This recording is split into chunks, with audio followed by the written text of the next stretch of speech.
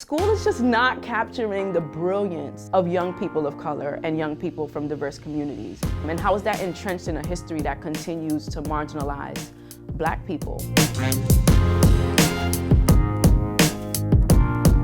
When I was younger, like really in my late teens, I started to realize that I was being perceived differently depending on how I spoke, right? So even though I'm from Crown Heights, Brooklyn, and I say I'm hood like all day, and I speak African American English, which is a rule-governed, legitimate language, and a powerful one at that, it's not until I speak like this, like if I speak and I master standard English in a particular way, that people perceive me as intellectual. When I would go into school and see that these aspects of my identity were not being valued, there was a discomfort there.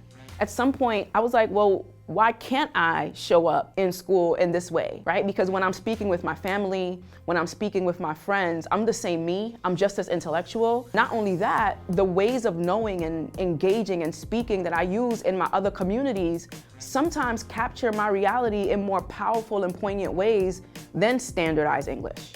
This may sound like just another case of broken English, but I be as broken as the records of my history, so I'll be that broken record.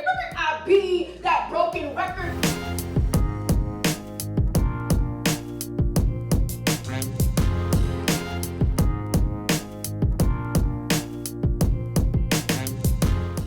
Black Appetite White Food is essentially about reconciling with a history of imperialism, colonialism, and slavery that has left our world globally in a false paradigm where we have Blackness on one end and whiteness on the other end. For a lot of our cultures, for a lot of our nations, for a lot of our ideas, when people of color enter into institutions, we're often told that we can survive in these institutions as long as we can exist as close to white middle class values as possible and not really bring our full selves. And that's the white food.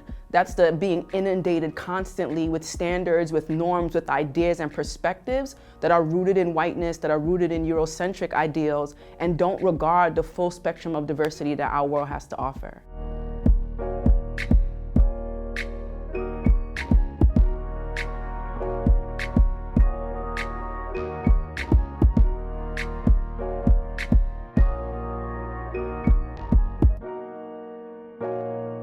A cypher is a hip hop cultural practice. You'll hear people using different rhetorical modes like rapping, or even sometimes you could do a dance battle in the form of a cypher, but exchanging ideas, right? And one of the things that I do when I work with young people along some other powerful educators is think about, well, what power does this cultural practice offer in a learning space that a 5-paragraph essay just cannot? And so the power of the cypher is about, like, what does it mean to challenge our schools to reimagine what engagement looks like in a way that might organically exist in communities of students.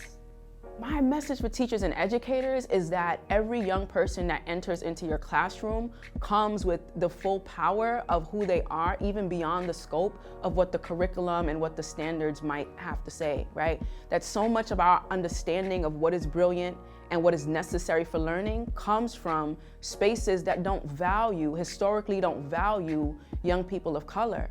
And so instead of trying to fix them or trying to fill them up with some knowledge that you feel like they don't have, engage them as have an asset-based approach where they already come in with a power that you build on and connect to the rest of the world. We have literally created institutions that do not value powerful ways of knowing and being that exist all over the world.